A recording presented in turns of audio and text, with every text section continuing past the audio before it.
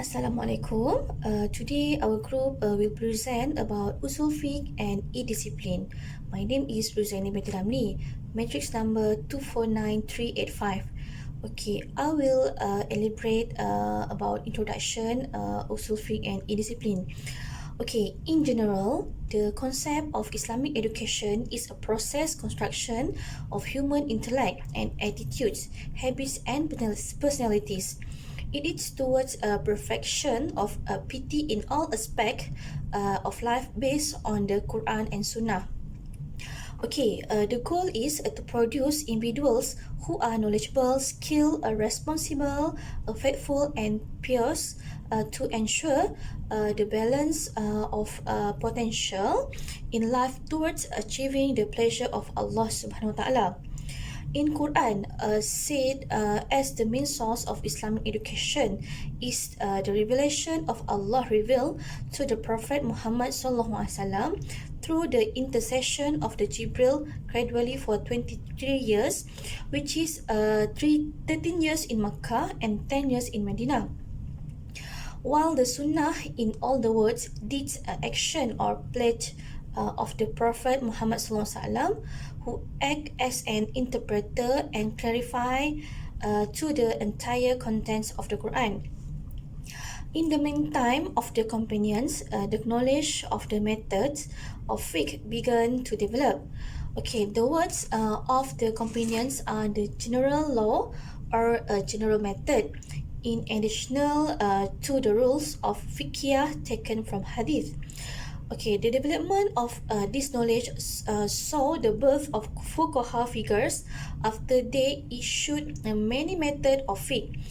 Okay, in life with the development of fiqh knowledge with its increasing glorious in the era of the Imam of the four mazhab. The knowledge of usul fiqh and method of fiqh in Sharia study are the basis of the whole form of education in question, build and develop society properly and appropriately Sharia requirement. Okay, in other words, it also aims to educate the Muslims community carefully and always take action in life according to the principle of Sharia to satisfy their life in the world and the hereafter. Okay, this is not just limited to professional Islamic law alone. It also needed by every Muslim.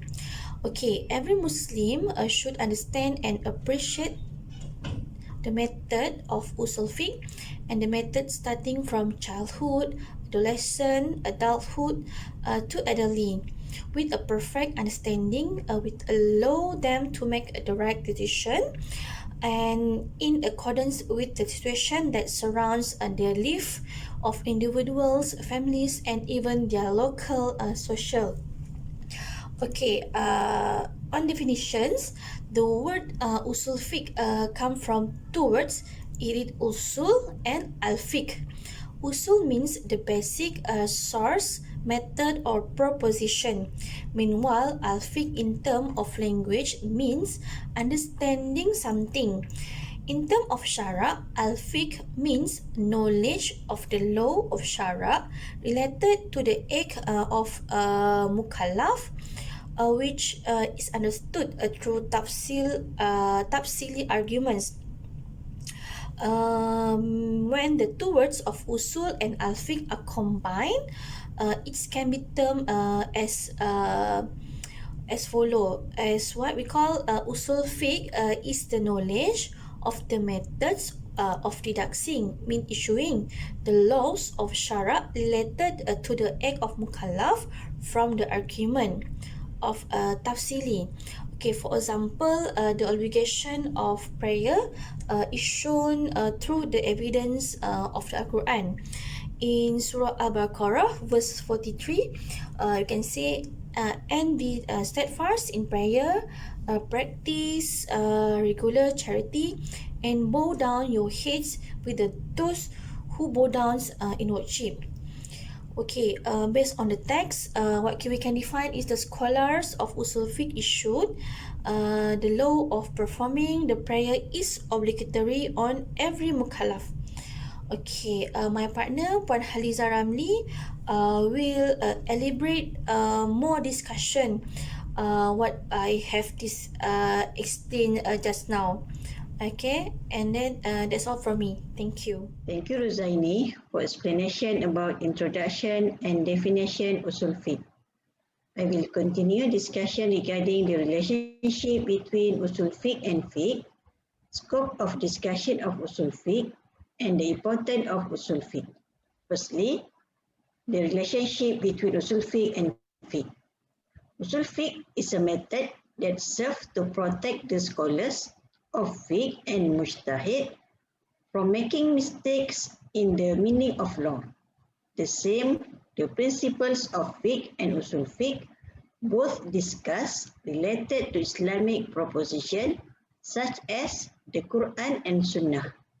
The angle of difference, the scope of fiqh theory regarding the methodology or method of determining the law, position or method of determining the law, while the scope of usul fiqh is related to the law which among others has to do with the act of mukallaf.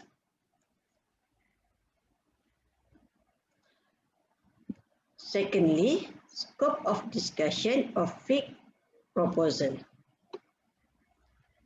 The debate of the principle of fiqh is about the general method used by scholars to remove the law from the text of the Quran.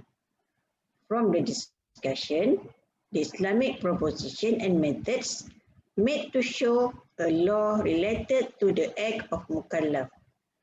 Meanwhile, the science of jurisprudence discusses on legal argument, agreed, open for example the Quran and Hadith, and not agreed, open for example istihsan. Thirdly, the importance of usul fiqh. Usul fiqh has great importance in examining the sources of Islamic law and the method that must be used to deduce the rules, and the person who is legally qualified and equipped to deduce this law. Scholars without good knowledge of usul fiqh interpret Sharia in the wrong way and mislead reference and wrong practice. So, usul fiqh give a way for a person to derive fiqh from the Islamic legislative sources. They are the methods in which the rules of fiqh are deducted from their sources. Other than that, the issues of new laws that are constantly changing according to the development of the times and the need of society. As human, we know the basic of Islamic law and its wisdom and know how to remove the law from the evidence so that it can determine the law against the act of mukallaf. I will pass the next discussion to Rosina. Assalamualaikum.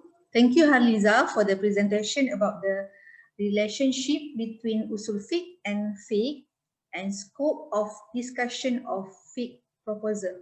My name is Rosina. I will continue to present regarding history of the development usul fiqh. Actually, history of the development usul fiqh is divided by several ages. First is the age of Prophet Rasulullah SAW. In the time of Prophet Rasulullah sallallahu alaihi wasallam, the laws were taken from revelation, which is in the form of the Quran, and the explanation by him, which is known as Sunnah. Everything that happened was referred to Prophet Rasulullah sallallahu alaihi wasallam. Will answer directly based on the verse of the Quran revealed or his own explanation.